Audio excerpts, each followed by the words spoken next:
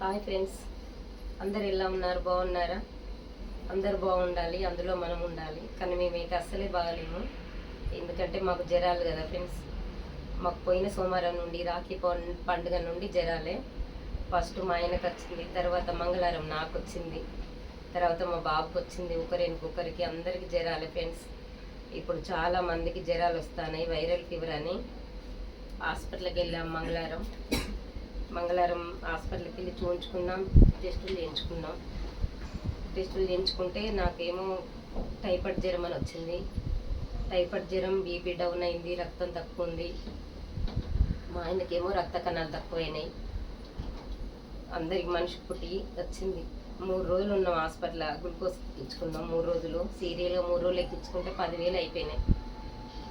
జీతాలు పడ్డ పైసలు అయిపోయినాయి. జీతం 10,000 అయితే ఉడిచినాయి.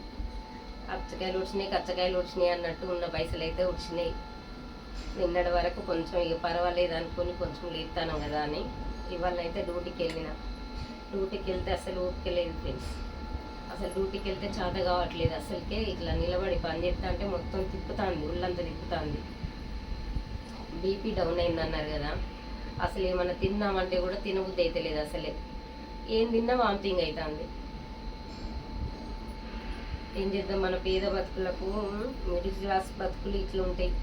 మనం ఉన్న వాళ్ళం కాదు. హాస్పిటల్కి రోజు వెళ్ళాలంటే డబ్బులు ఎక్కడి నుండి వస్తాయి. చేసుకుంటే బతికేటోళ్ళం. వాటికి వారం రోజులు. పాపం మా ఆయన ఇట్నో రోజు పోతాడు. ఒక 3 రోజులు పడుకున్నాడు, రోజు పోతాడు. ఆయన లేచి అన్ని పనులు చేస్తాడు, మాకు వంట చేస్తాడు. ఇవాళనైతే పోయి మళ్ళీ మధ్యాహ్నమే వచ్చిన, చెయ్యలేకపోయినా. అస్సలకు చేతనైతే లేదు, ఓకే లేదు అసలే. మన లేనోళ్ళు ఎట్లా బతుకుడు? ఈ జ్వరాలు వస్తే, లేనోళ్ళకి ఇవన్నీ రోగాలు వస్తే హాస్పిటల్, ప్రైవేట్ గవర్నమెంట్ హాస్పిటల్ పోదామంటే వాళ్ళు ఏం చేస్తారు? చూస్తారు, చెయ్యి కూడా పట్టుకోరు. చూస్తారు, వాళ్ళు టాబ్లెట్లు రాసిస్తారు అంతే. ఇక ఇంజక్షన్ లేదు, ఏం లేదు, ఏది లేదు. ప్రైవేట్ దవాఖాన పోదామంటే మన దగ్గర పైసలు లేవు, ఉన్నాయన్నీ వచ్చినాయి. ఏం చేయాలి ఫ్రెండ్స్? ఏం చేయలేని పరిస్థితి. మళ్ళీ హాస్పిటల్కి పోవాలంటే మళ్ళీ అప్పు చేయాలి. అప్పు చేస్తే మళ్ళీ తీర్చేంత శక్తి లేదు. ఏం చేద్దాం? నాకైతే అసలు మస్తు బీపీ డౌన్ అయింది. ఈ బతాయిల జ్యూస్ తాగాలన్నట. ఇగో మా బాబు చేసిండు. మా బాబుకు పానం మంచిగా లేకున్నా కూడా బతాయిలు పొట్టు తీసి చక్కెర లేకుండా జ్యూస్ చేసి పోసిండు. 200 పళ్ళు తీసుకొచ్చుకొని ఇక అవే తినుకుంటా లేద్దామని అనుకుంటాను. హాస్పిటల్కి అయితే పోడు మానేసినాం. ఇక హాస్పిటల్కి పోవాలంటే డబ్బులు ఉండాలి కదా ఫ్రెండ్స్. అందుకనే ఇక పళ్ళు తెచ్చుకొని అయితే తింటాను. మా ఆయనకేమో రక్త కణాలు పెరగాలంటే బొప్పాయి ఆకు ఉంటుంది కదా, ఆ బొప్పాయి ఆకు తీసుకొచ్చి పొద్దున రసం వేసి జ్యూస్ చేసి, అలా చక్కెర లేకుండా ఒట్టిదే జ్యూస్ చేసి తాగుతాడు. రోజు ఇంత తాగుతాడు. ఎందుకంటే రక్త కణాలు పెరుగుతాయి కదా. బొప్పాయి కాయ తీసుకొచ్చుకున్నాడు, కివి పండ్లు, బొప్పాయి ఆకు రసం తాగితే కొంచెం పెరుగుతాయి కదా. ఆయనకు కవర్ అయింది కానీ నాకే అస్సలు కవర్ అయితే లేదు. మా బాబు కూడా లేపుతలేడు అసలు. అందుకే వీడియోలు తీయలేకపోతాను ఫ్రెండ్స్. ఏమీ అనుకోవద్దు వీడియోలు తీస్తలేనని. అందుకే ఈ వీడియో పెడుతున్నా. అందరు ఎలా ఉన్నారు ఫ్రెండ్స్? బాగున్నారా అని అనుకుంటున్నాను.